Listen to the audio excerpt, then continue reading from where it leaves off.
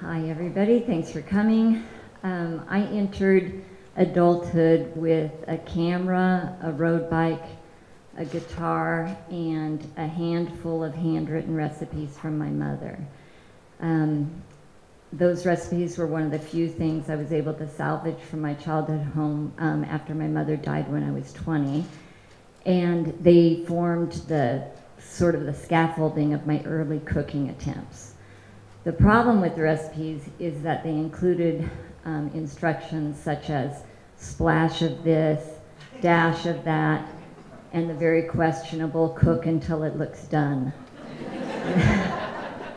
And those instructions are fine for experienced cooks, but if you're a novice, they might be dangerous. And a case in point would be the first meal that I cooked my husband nearly 36 years ago on our first date. It was his birthday, and I thought I would impress him by cooking my mother's chicken cacciatore. And it did include those words, cook until it looks done.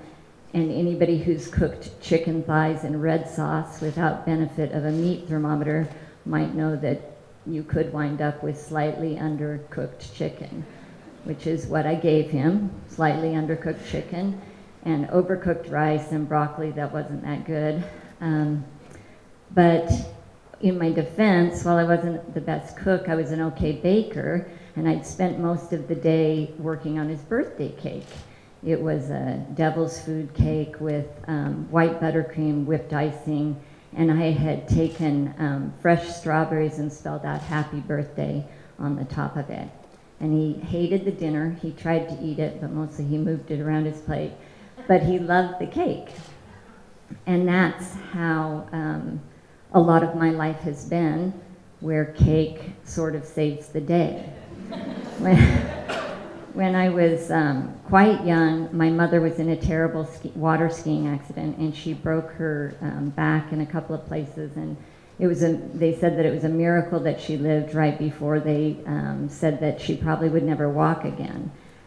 And my brother and I were shipped up to my Aunt Ann and Uncle Matt's sheep ranch in Bonanza, Oregon, where we would stay for 5 months while my mother, who did luckily walk again, while she recovered.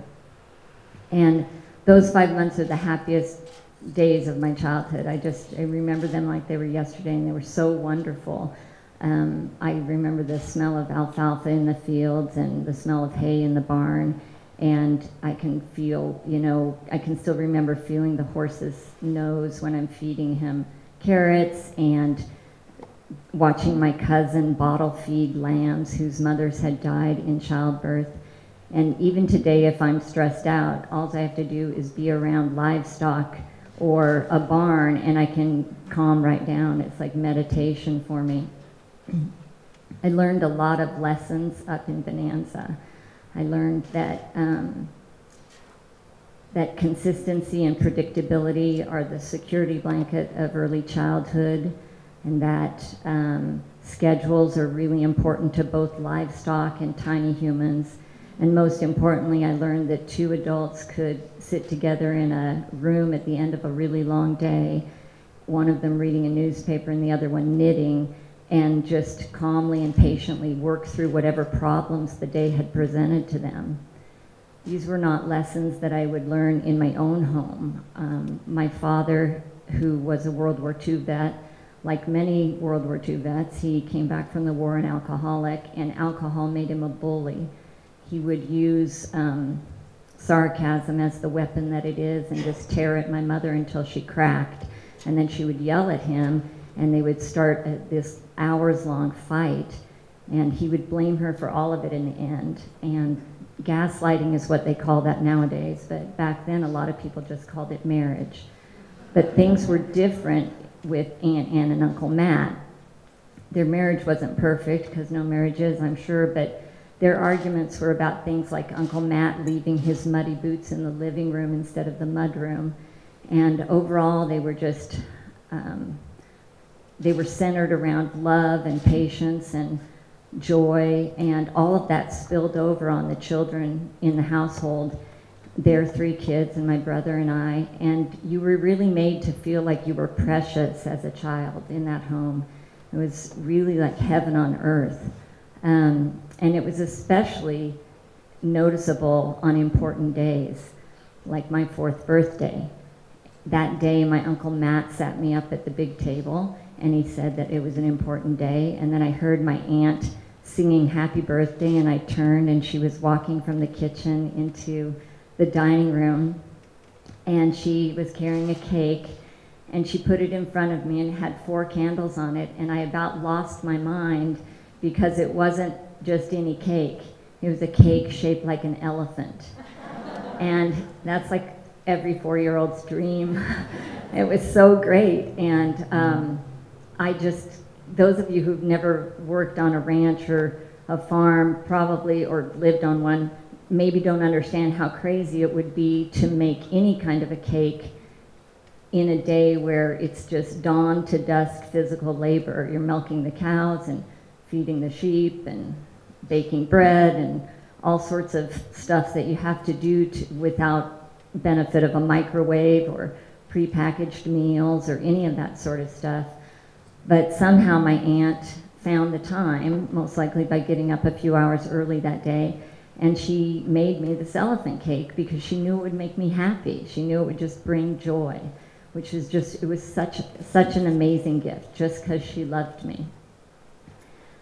So I didn't realize how important that cake was to me, or how pivotal Bonanza was to me, until I started having my own children. And when I was pregnant with my first child, all my childhood memories came rushing back to me, and I started thinking, I need to give my kid Bonanza in a city. And so we had a backyard garden and a tree swing, and I baked bread, and we had rabbits and things like that to try to make it seem as, you know, rural as I could.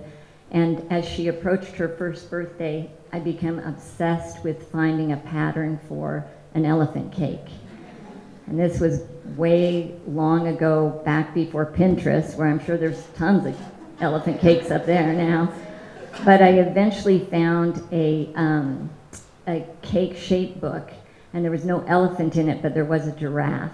And so she got a whole wheat carrot cake giraffe with cream cheese frosting and raisins for the spots and pretzels for the little ossicones.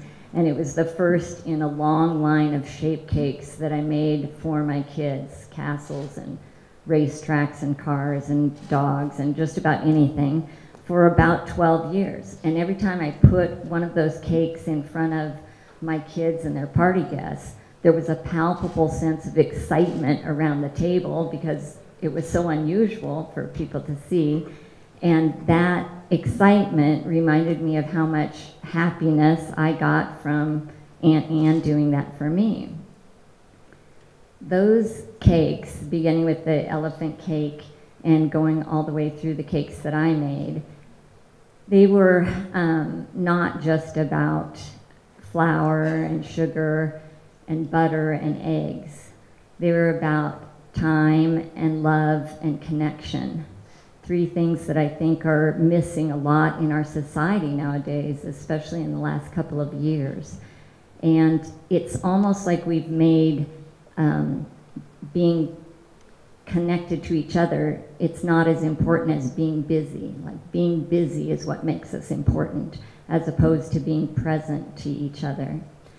But there's no way you can't be fully present when you're baking a cake, especially one that looks like an armadillo or a snake maybe or something, if you want it to look like what you're aiming for. And when you're focused on the craft of that cake, be it where to put the graham cracker shark fin, or if you're making an adult cake, how to, you know, make boiled white icing or actually do ganache correctly. When you're focused on that, you can't help but be connected to the person that you're going to give that cake to. Even if they're not there, you're thinking about them as you make that cake. And you're thinking about how happy they're going to be when they get the cake. And it's just a really cool thing to do. In a couple of months, my grandson will turn 3 years old, And I've been thinking lately that his mom might come looking for that book, remembering that it brought her a cake that looked like a gumball machine and a caterpillar and a wristwatch. It's an amazing book. But the book is sort of, it's just a mess, you know, the cover is, there's no cover anymore, and the pages, some of the pages are sticky with frosting, and some of the other pages have notes scribbled on them from where the kids wanted, you know, a different kind of castle Tourette or something like that. So I've got different notes scribbled in them.